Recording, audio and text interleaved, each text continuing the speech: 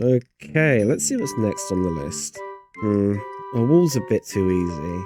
Let's come back to that. What's next? Royal Hall. No. No, it can't be this bad. What the hell, Mojang?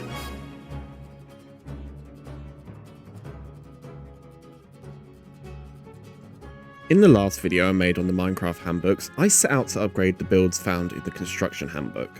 After that video, I went back in to see what other builds could use an upgrade. What I wasn't expecting to find, however, was a build that needed an upgrade as much as the one I'm upgrading today did. So, without further ado, let me introduce you to the Royal Hall.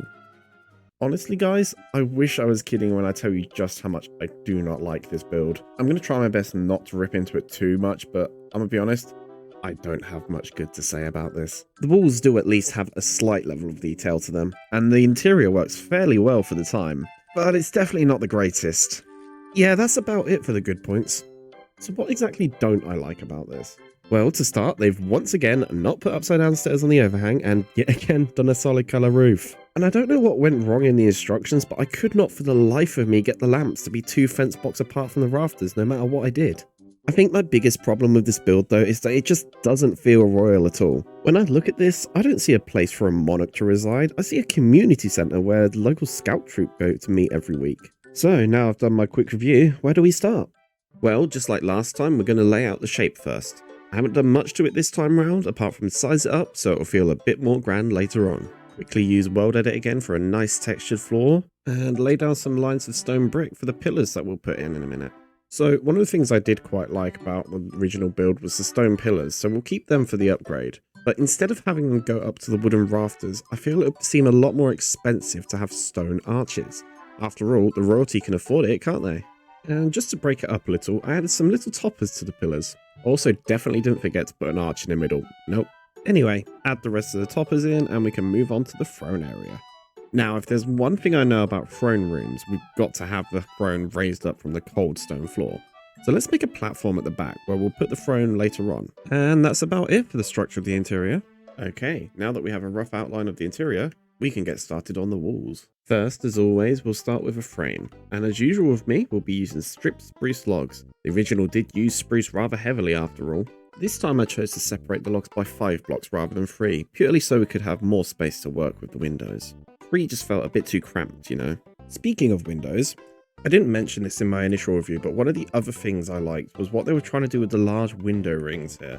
I just don't think it was executed very well. So, to keep that ring feel to the windows, we'll give each window a polished andesite outline and fit each ring between each wooden pillar, as well as have the windows reach pretty high into the build.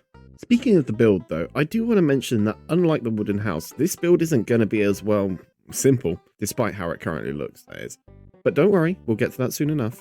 Oh, and by the way, if you haven't seen the last upgrade video, there's a link to it in the description of this one, as well as in the end cards. So if you wanted to see how I upgraded the wooden house, you should go check it out, and while you're there, you should totally hit that subscribe button as well, because there's plenty more where that came from. Anyway, we'll finish the walls off with an arch for the door, and we can move on to something a little more complicated. Now, you might have noticed that I'm not filling in the gaps in every single window here, and there is a reason for that.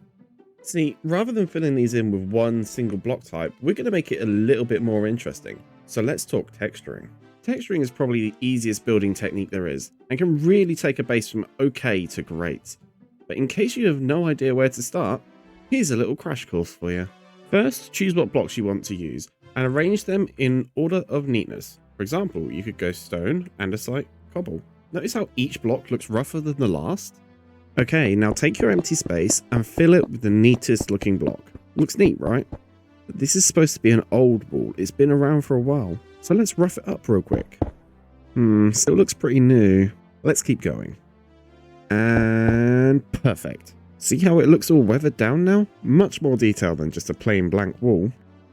Okay, I've filled in the remaining gaps. Here I use cracked stone bricks as well as plain stone, which I think works really nicely compared to the original build. Now that we have the main walls done, it's about time we started on the roof. But before we slap a good old-fashioned rain protector on here, we gotta make sure it's supported with some rafters. As always, we'll start with a frame for the rafters. You might have noticed here that the frame goes above the main walls of the hall. You'll see why that is in just a bit. Quickly mirror it on the other side of the hall, and then we can make the next tier of rafters. We can then once again do the same on the other side and then join up the two center columns.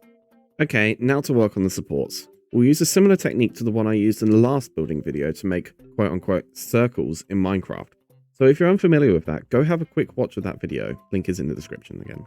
Back on the rafters though, we'll put supports at pretty much every junction between a pillar and a rafter for, well, extra support. Finish up the supports on the back wall and then once again mirror it on the other side.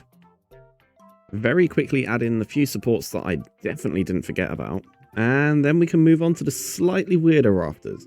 I know they look a little strange right now, but if there's one thing I've learned in my years of building, it's to trust the process. And now finally we move on to the roof. Firstly, we'll layer spruce logs horizontally across the front section of the build, following the pattern we laid out with the walls earlier. Next up, we'll provide an andesite trim to the edge, alternating up and down on the straight edges and simply following the diagonals on the diagonals. We're not done with the andesite yet though, as we'll add walls to the top of each polished andesite block to give the roof a little bit more depth. And lastly, cover up the ends of the spruce logs with some spruce trapdoors. And that's essentially how the roofs work. All that's left to do now is mirror it on the back side of the build, and then we can move on to the main roof. Before we start on the main roof, we need to quickly build up some walls for it to rest on. We'll once again texture it like the other walls, using the same block palette as well. Just like the one below it, this roof will also follow a similar shape to give it multiple peaks. And not to sound like a broken record here, but once again, mirror it on the other side, and then fill in the gaps by the top windows just to be a little neater.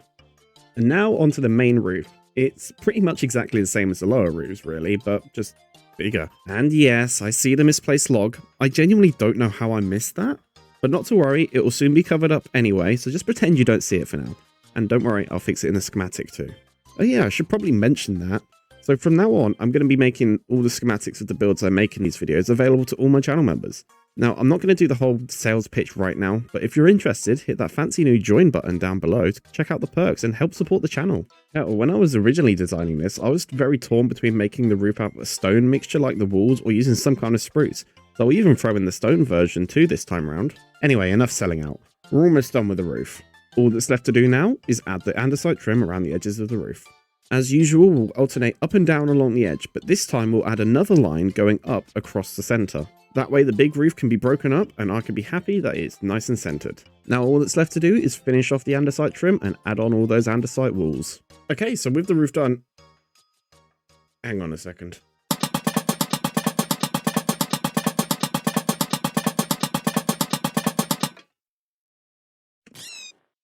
Much better.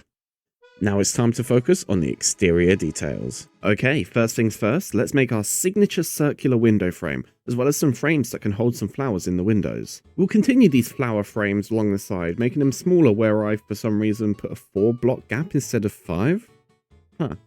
Anyway, as usual, mirror it on the other side, and then we can move on to the back side. Which isn't really much different from the front, aside from smaller windows and a planter where the door would usually be. Moving on to the interior now, let's start by making a very grand entrance. Now, while Minecraft doors are only 2 blocks tall, you can actually make your doors seem quite a lot larger by using trapdoors like this.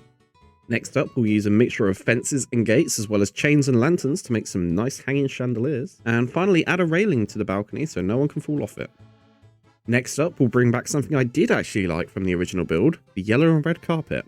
The way I see it is that these are the royal colours, so it's very much vital that they're included here. And last but not least, the centerpiece of the build, the throne. We'll use the most expensive materials we can here, as this has to be fit for a monarch. So we'll give it a quartz trim with the royal colours for the cushion part of the throne, do some work on the back of the throne, and then finally make the actual chair part so it can be sat in. Okay, we're almost done with the build now. All that's left to do now is to fill in the windows. Now, if there's one improvement to make here, it's got to be using stained glass. Funnily enough, later on in the handbook, there's a section where they make a poppy out of it. So I'm making some tulips out of it, just as a nod to that. In the larger window, we'll make a nice little tree. And in the highest window, we'll mimic the carpet in the main hall. In the thinner windows, we'll put some general landscape mirrored on each side, and quickly fit a sun in the window above the main door. Now, one of the ideas I feel is often overlooked in stained glass and builds too, is the idea that it should tell a story. So, for the last 4 main windows, I decided to do just that.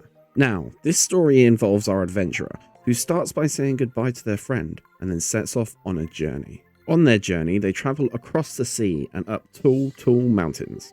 And that's it. What, were you expecting a whole novel? It's literally 4 windows.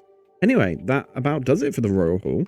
Personally, this has been one of my favourite ones to upgrade so far, and I feel like I did a pretty good job of it, whilst trying to stay as true to the original as I could be. But what do you guys think? Was there anything you think I missed? And more importantly, what should I tackle next? Let me know down in the comments. Thank you for watching, and I'll see you all in the next one.